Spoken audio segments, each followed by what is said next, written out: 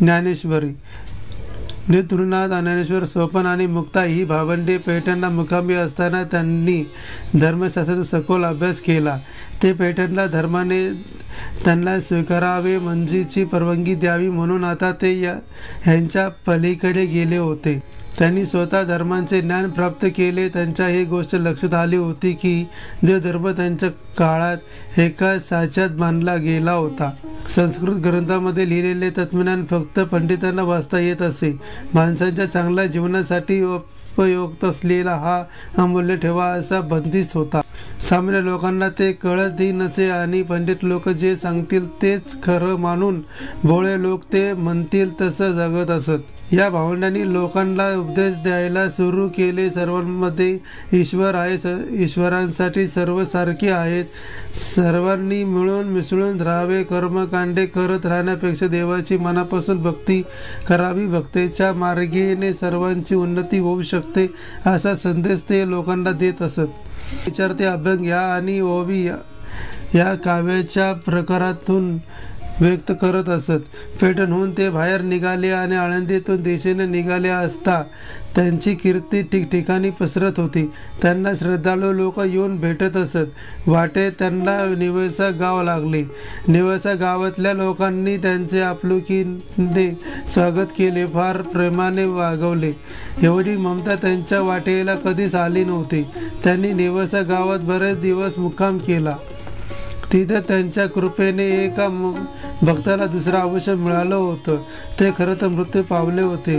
त्यांची पत्नी फार शोक करीत होती। ज्ञानेश्वरांना त्याच्याबद्दल करुणा दाटून आली आणि त्यांनी आपला हात मृत शरीरावर फिरून पुन्हा जिवंत केले। त्यांना लोक सच्चिदानंद बाबा म्हणून ओळखतात। ते ज्ञानेश्वरांचे भक्त बनले।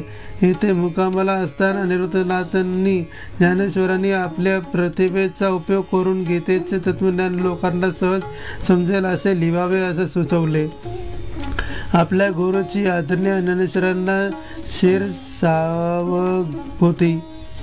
ते रोज गीतेवर प्रवचने देऊ लागले।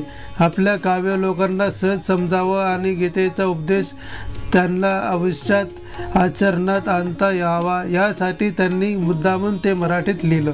ते एक खांबेला टेकून बसत आणि रोज नवीन श्लोक सांगत असत। त्यांचा भक्त सच्चिदानंद त्यांनी सांगितलेले श्लोक लिहून घ्यायचा, मग ते लोकांना त्यांचा अर्थ सोप्या भाषेत समजून सांगायचे। अशी नेवस्यांच्या लोकांसमोर ज्ञानेश्वरी लिहिली। गीतेवर टीका नावं ठेवण्याच्या अर्थानवे टिप्पणी किंवा त्यांच्या पद्धतीने मांडलेली तयारी झाली। यांचे नाव भावार्थ दीपिका असे ठेवले असले तरी ती ज्ञानेश्वरी याच नावाने ओळखली जाते।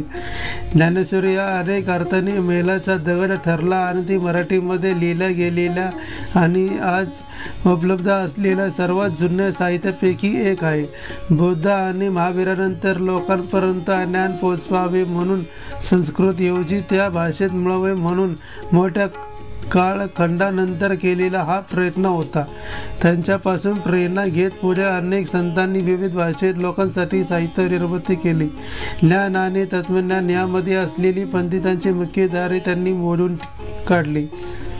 देशामध्ये एक सुंदर मंदिर आहे आणि तेथे ज्ञानेश्वरांच्या खांब्याला बसून ज्ञानेश्वरी सांगायचे तो आजही बघायला मिळतो।